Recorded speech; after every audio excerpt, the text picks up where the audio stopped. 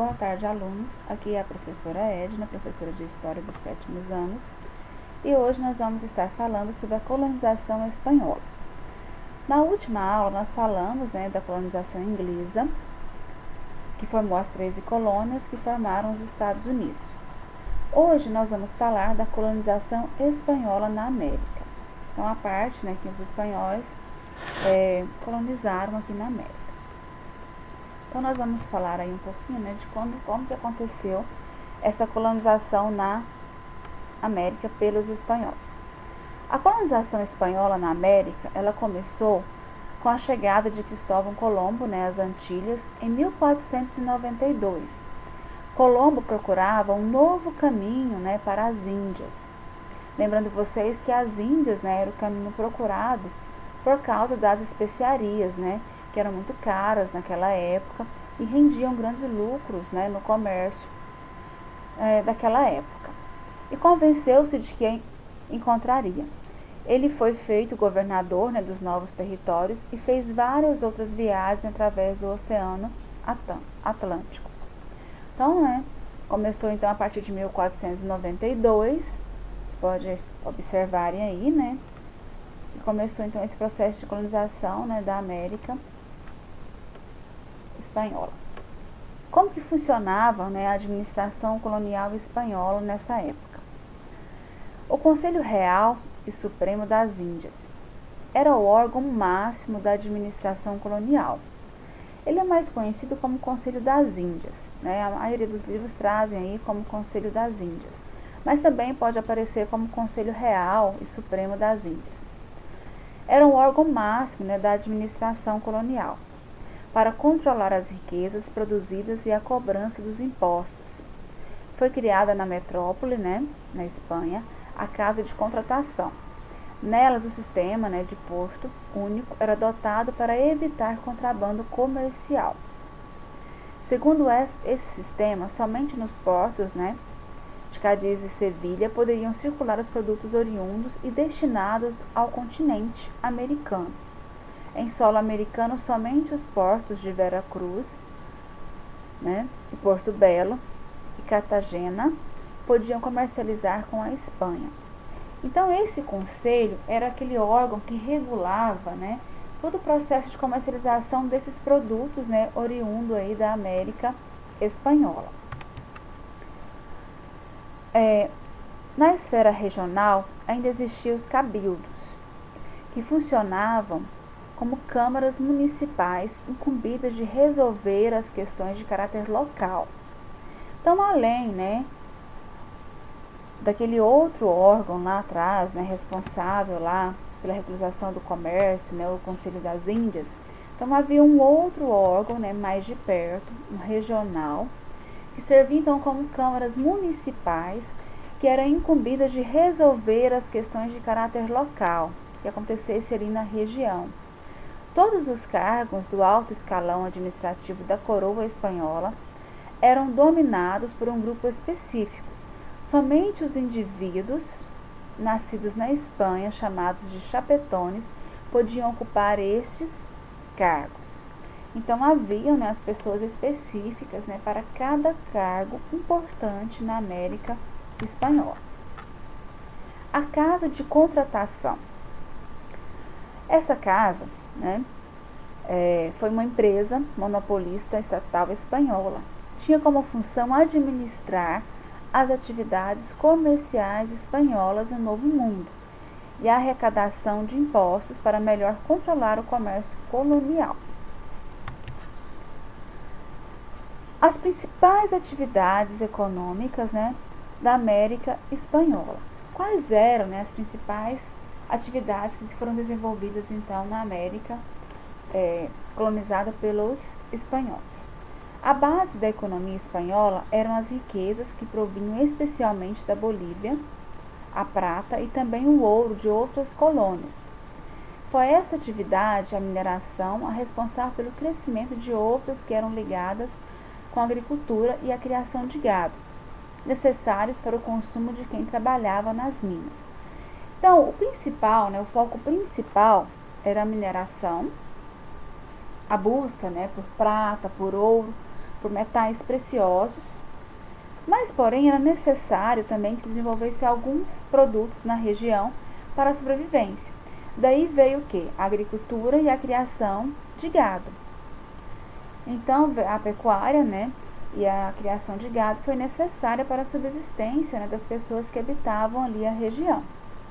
Quando a mineração entra em declínio, né, vai decaindo, vai diminuindo o processo de mineração, a pecuária e a agricultura ela passa então a ser as atividades básicas, né, e mais importantes da América Espanhola. Vamos falar um pouquinho, né, de como que era usada aí a mão de obra dos indígenas. Para adequar o trabalho ameríndio, foram criadas duas instituições, a encomenda e a mita. A encomenda era um sistema de trabalho obrigatório, que não era remunerado, em que os índios eram confinados a um espanhol, e o encomendeiro que se comprometia a cristianizá-los. Lembra lá que nós já discutimos sobre isso, né? A expansão do cristianismo, né? As reformas da igreja. Então, a encomenda era um sistema de trabalho obrigatório. Né? Eles não recebiam nada por esse trabalho e, além disso, eles eram cristianizados. Ou seja, né? Eram ensinados uma nova religião, uma nova prática fora daquilo que eles já tinham ali. A mita. Sistema que impunha, né, o trabalho obrigatório durante um determinado tempo. Os índios escolhidos por sorteio em suas comunidades, esses recebiam um salário muito baixo e acabavam comprometidos por dívidas. Além disso, poderiam se deslocar para longe do lugar de origem, segundo os interesses dos conquistadores. Resumindo, né, o que era a mita? Era um trabalho também obrigatório, onde os índios eram escolhidos por sorteios, né, e que interessasse também, né, aos espanhóis. Eles poderiam ter que sair, né, do local que eles viviam, e além disso, eles tinham que obedecer aí os interesses dos conquistadores. Como que era essa sociedade colonial espanhola? Como que ela se formava? Então nós tínhamos os chapetones, que eram os homens brancos, nascidos na Espanha, que vivendo na colônia representavam os interesses metropolitanos. O que é metropolitanos? Metrópole. Metrópole, então, é quem? Espanha, né? Colônia, então, América, e metrópole, Espanha. Ocupando altos cargos administrativos, judiciais, militares e no comércio externo. Crioulos. Elite colonial, descendente de espanhóis, nascidos na América, grandes proprietários rurais ou arrendatários de minas. Podiam ocupar cargos administrativos ou militares. Então, diferentemente dos chapetones, eles eram descendentes e já haviam nascido aonde? Na América e não na Espanha. Mestiços. De brancos com índios, né? Então, a mistura de brancos com os indígenas. Eram homens livres, trabalhadores braçais, desqualificados e superexplorados na cidade, nas oficinas e no campo, pelos capatazes. Escravos negros. Nas Antilhas representavam a maioria da sociedade e trabalhavam principalmente na agricultura. Então, havia um grande número de escravos que ficavam, né, responsáveis aí pelos trabalhos mais pesados. Indígenas. Grande maioria da população foram submetidos a trabalho forçado, através da mita ou da encomenda, que na prática eram formas diferenciadas de escravidão, apesar da proibição oficial desta pela metrópole. Ou seja, né, a encomenda e a mita era uma forma de trabalho forçado, que não era chamado de escravidão, mas que era também uma forma de escravidão. E bastante usada aí pela metrópole. Mesmo, né, oficialmente não sendo, né, legalizada. Aqui eu tenho para vocês uma imagem, né, para vocês verem como que era essa sociedade, uma pirâmide, né, social, essa sociedade, para vocês terem uma noção, né. Vocês podem observar, né, que vai descendo aí E embaixo da pirâmide é o grande número das pessoas, né? Eu coloquei nesse vídeo para vocês uma atividade. Na verdade, são duas questões que abrangem aí o principal desse conteúdo para vocês. Primeiro, vocês vão construir essa pirâmide social, né, da América Espanhola em seu caderno e explicar cada classe social. A2. As principais formas de exploração do trabalho indígena na América Espanhola foram a encomienda e a mita. Vocês vão me explicar o que foi a encomienda e o que foi a mita. Certo? No próximo vídeo, nós vamos falar dessas da América Inglesa e Espanhola juntos. E aí eu vou providenciar para vocês uma lista de exercícios envolvendo essas duas formas de colonização, a inglesa e a espanhola. Eu quero que vocês façam, então, essas duas atividades no caderno, né, com a videoaula dá suficiente para vocês fazerem. Mas se alguém quiser pesquisar em outros locais, está, né, à disposição de vocês, porque eu sei que nem todos possuem um livro didático, mas se alguém, né, tiver o livro e quiser dar uma olhada, o conteúdo começa aí, pessoal, na página 134 e vai até a página 142. Mas isso é se o aluno tiver o livro. Se não tiver, use a videoaula para fazer ou pesquise em outro local. Na semana passada, eu passei para vocês uma atividade. E agora eu vou estar fazendo com vocês aqui a correção dessa atividade. A atividade que eu passei foi sobre as colônias inglesas. Então, eu passei a questão 1 e a questão 2. Primeiro, eu falei das colônias do Sul, né, para vocês pesquisarem lá sobre as colônias do Sul. Então, aqui está, né, a correção dessa atividade. Então, eu vou comentar com vocês aqui, né, cada uma delas aqui com vocês. Então, a letra A perguntava assim, as características climáticas. Como que era o clima, né, das colônias do Sul? Era subtropical. A letra B, as atividades econômicas nas colônias do Sul.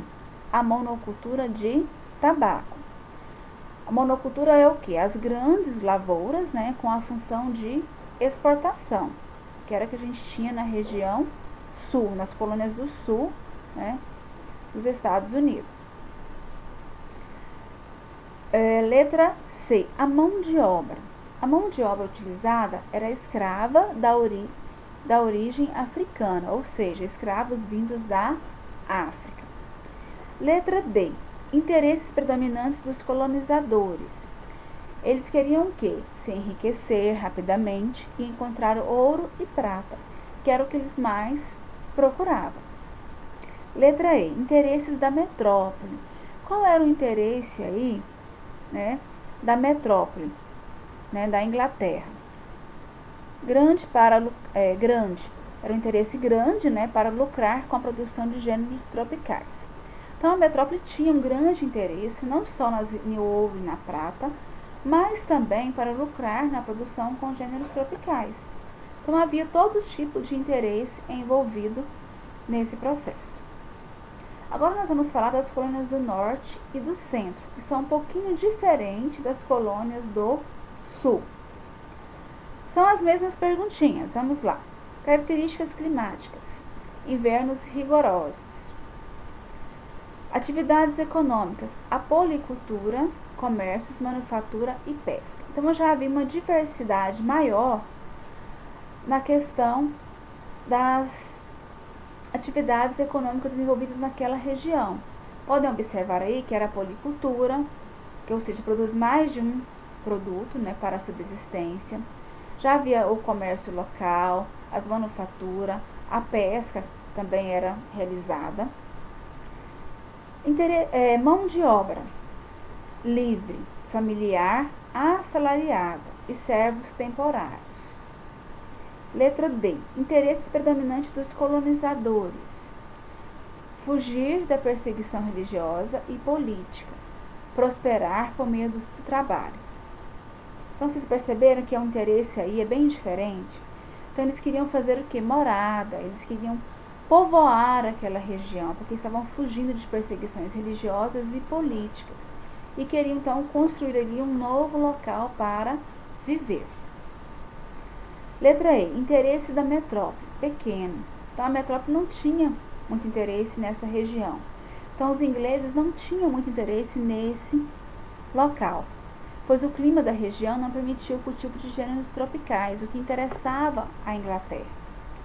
Então vocês podem observar aí, né, numa futura avaliação, por exemplo, que havia, né, diferenças significativas entre as colônias do sul e as colônias do centro e do norte. Tá? Não deixem de fazer a correção direitinho, porque vai chegar um momento que vocês necessitarão dessas atividades para uma futura avaliação. Qualquer dúvida, tá? Estou à disposição de vocês no privado, para que vocês possam me procurar para resolver, né, qualquer dúvida sobre essa atividade. Do mais, vão estudando, realizem as atividades de hoje, né, que eu passei para vocês agora. São essas duas questões, para não sobrecarregar vocês. E vão estudando esses dois conteúdos, esses dois vídeos. Até a próxima semana, que nós faremos então uma revisão desses dois conteúdos e passaremos para a colonização portuguesa, para a colonização do nosso Brasil, que é um conteúdo bastante interessante, né, fácil, que vocês irão gostar, ok?